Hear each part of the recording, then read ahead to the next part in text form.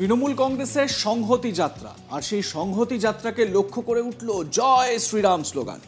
শাসক দলের কর্মীদের দেখতে পেয়ে বাইক থেকে চিৎকার করে জয় শ্রীরাম স্লোগান দিলেন বেশ কিছু যুবক, আর তাতেই পরিস্থিতি উত্তপ্ত হয়ে ওঠার সম্ভাবনা দেখা যায়।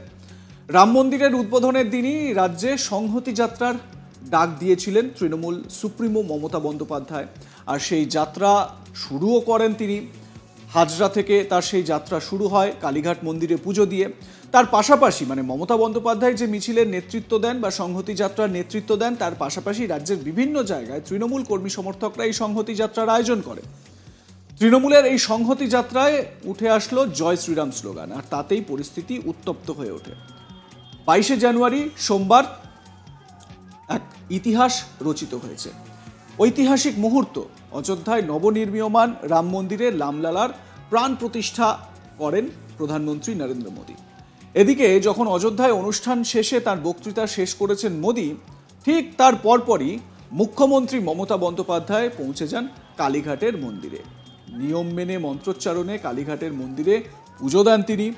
অন্যদিকে ধর্ম বিভাজনে ঐক্যের বার্তা দিয়ে শিলিগুড়িতে সংহতি মিছিলের আয়োজন করেছিল দার্জিলিং জেলা তৃণমূল কংগ্রেস।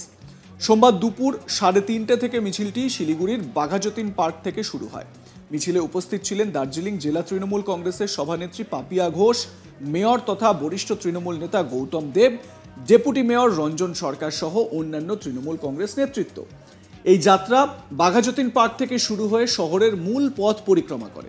এদিন বাঘাযতীনে মিছিলটি যখন বাঘাযতীন পার্ক থেকে বেরিয়ে হিলকার্ট রোডে ওঠে, সেই সময় রাস্তার উল্টো দিক থেকে রাম ভক্তরা তৃণমূলের এই মিছিলকে উদ্দেশ্য করে জয় শ্রীরাম স্লোগান দিতে থাকেন।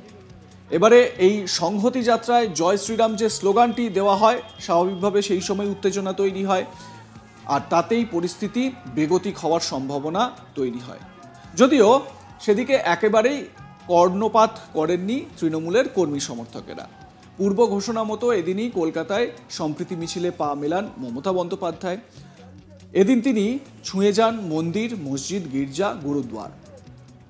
হাজরা পার্ক থেকে শুরু হয়ে মিছিল যায় পার্ক সার্কাস পর্যন্ত। তারপর পার্ক সার্কাস ময়দানে তিনি একটি সমাবেশ করেন।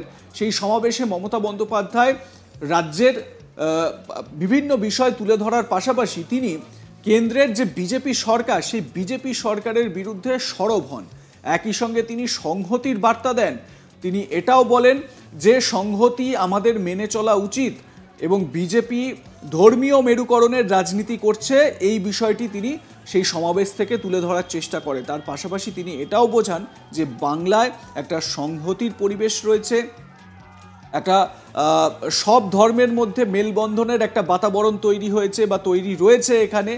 সেই যে মূল ধারণা বা মূল যে ভাবনা চিন্তা, সেখান থেকে বাংলা বেরিয়ে আসবে না, এই রকমই বার্তা মমতা বন্দ্যোপাধ্যায় দেন।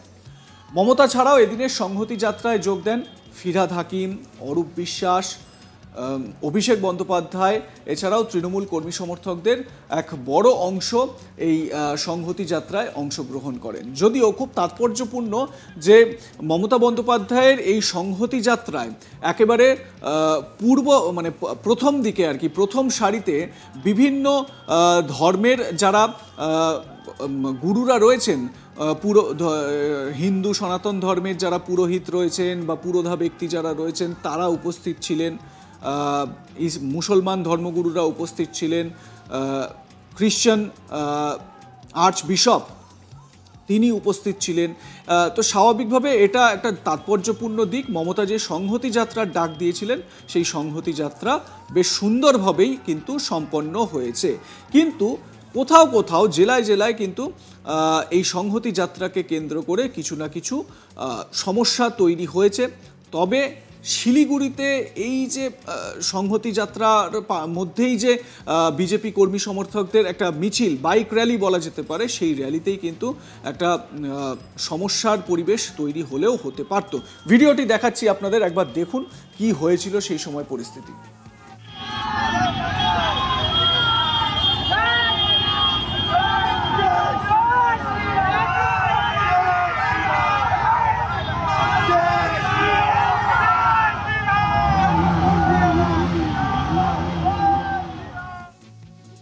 তবে সৌভাগ্যবশত কোনো রকম অপ্রীতিকর পরিস্থিতি তৈরি হয়নি, সবকিছু শান্তিপূর্ণভাবেই সম্পন্ন হয়। আপনাদের মতামত জানান, দেখতে থাকুন আজ তাক বাংলার ইউটিউব চ্যানেল, সাবস্ক্রাইব করে নিন চ্যানেলটি, বেল বাটন প্রেস করুন নোটিফিকেশন পেতে।